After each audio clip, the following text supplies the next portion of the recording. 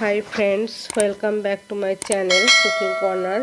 আশা করি তোমরা সবাই ভালো আছো। আমি মটন কষা করে আজকে দেখাচ্ছি। মটন কষা করতে গেলে যে যে উপকরণগুলো লাগে সেগুলো আমি তোমাদেরকে স্টেপ বাই স্টেপ সব বলে দিচ্ছি। তোমরা দেবে হচ্ছে গিয়ে পরিমাণ মতো নুন, হলুদের গুঁড়ো, লঙ্কা গুঁড়ো মানে কাশ্মীরি লঙ্কার গুঁড়ো, তারপরে ধনে গুঁড়ো, জিরে গুঁড়ো, আর হচ্ছে গিয়ে কাঁচা লঙ্কা, আদা রসুনের পেস্ট। মাস্ট এটা তো লাগবেই। তারপরেও আমি একটা সিক্রেট একটা মশলার কথা তোমাদেরকে বলে দেবো, যেটা দিলে পরে মাংসের টেস্টই আলাদা হয়ে যায়, খুব ভালো লাগে খেতে। তো আমি সেই উপকরণগুলো তোমাদেরকে বলছি। সেটার জন্য লাগবে হচ্ছে গিয়ে গোটা লঙ্কা। আমি তার আগে এটা মেখে নিয়ে মোটামুটি মাংসটাকে মেখে রেখে দিতে হবে, প্রায় 1 ঘন্টার মতন রেখে দিতে হবে। আমি সব মশলাগুলো দিয়ে আমি মেখে রেখে দিয়েছি। আচ্ছা, গোটা লঙ্কা, তারপরে হচ্ছে দারচিনি, এলাচ, লবঙ্গ, গোলমরিচ এবং ধনে গুঁড়ো আর জিরে গুঁড়ো, এটাকে ভালো করে রোস্ট করে নিতে হবে, ভালো করে ভেজে নিতে হবে। ভেজে নিয়ে এই মশলাটা, শুকনো মশলাটা আমরা ব্লেন্ডারে ব্লেন্ড করে নেব। তো এই মশলাটা এত কাজে লাগবে, মানে এতটাই কাজের, মানে মাংসের টেস্টটাকেই পুরো অন্য রকম করে দেয়। তো আমি অল্প একটু দই নিয়েছি আর ওই পেস্টটাও দিয়ে নিচ্ছি।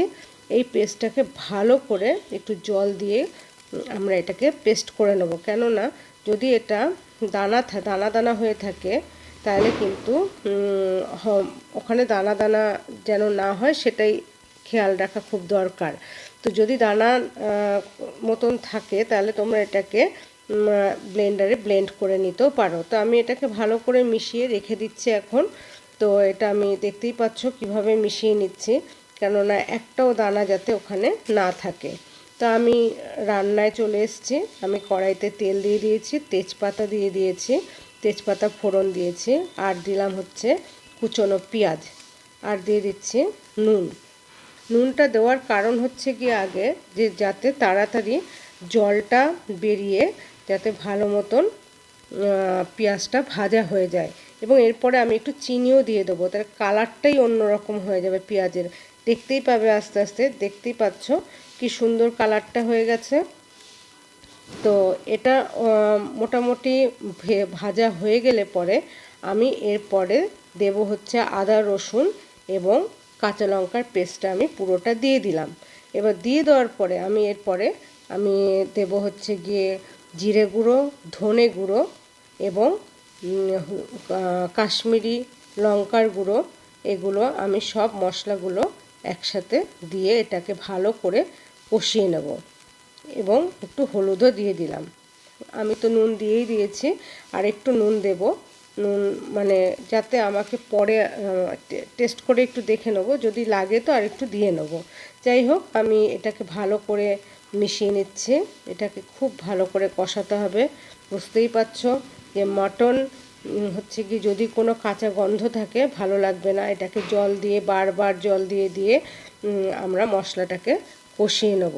তো আপনারাও বাড়িতেও ঠিক এইভাবেই যদি মাটন কষা কোনো সময় করেন তো এই রেসিপিটা ফলো করলে পর আশা করি ফিডব্যাক খুব ভালো পাবো আমি। যাই হোক, তো দেখতে থাকো একটার পর একটা কিভাবে আমি মশলাগুলো দিচ্ছি। তো আমি ভালো করে আগে কষিয়ে নিচ্ছি, কেননা কষানোর ওপরেই মাংস মানে সমস্ত রান্না নির্ভর করে। তুমি মাটন কষা করো বা চিকেন কষা করো, যাই করো না কেন, সেই কষাতেই হচ্ছে গিয়ে যে মশলার যে কাঁচা গন্ধটা যাতে না থাকে তার জন্য ভালো করে মশলাটাকে মিশিয়ে নিতে হবে। দেখতে পাচ্ছ যে তেল বেরিয়ে আসছে, আমার মোটামুটি কষানোটা রেডি হয়ে গেছে। তো আমি এবার আমি মাংসগুলোকে দিয়ে দিচ্ছি। আমি 1 ঘন্টার মতন ম্যারিনেট করে রেখে দিয়েছিলাম মাংসটা।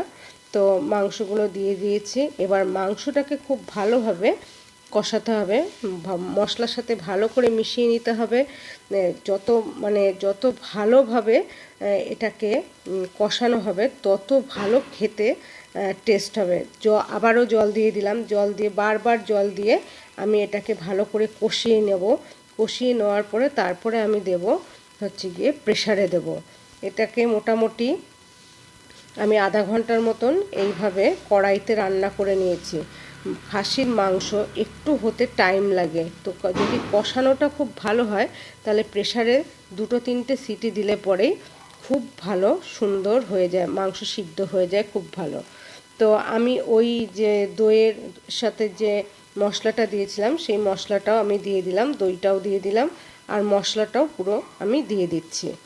তো দেওয়ার পরে এটাকে খুব ভালো মতন কষাতে হবে, ভালো মতন মিশিয়ে নিতে হবে মশলাটা, যাতে সবটা মানে পুরো মাংসর মধ্যে মিশে যায়। তো মোটামুটি আমার মাংস কষানো হয়ে গেছে। এরপরে আমি এটাকে সিটি দিয়ে নেব। আমি পুরো মাংসগুলোকে প্রেসার কুকারে দিয়ে দিয়েছি। আমি 4টে সিটি দেওয়ার পরে আমি আবার নামিয়ে দেখব, এবং আমি একটু আলুও দেব। আমার মোটামুটি হয়ে গেছে।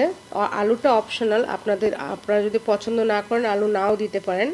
আমাদের যেহেতু আমরা আলুটা পছন্দ করি ওর জন্য আলু দিয়ে আমি আর একটা সিটি দিয়ে নেব। একটা সিটি দিলে পরে দেখুন আমার মাংস রান্না কমপ্লিট। যদি ভালো লাগে লাইক কমেন্ট সাবস্ক্রাইব অবশ্যই করবেন। ধন্যবাদ।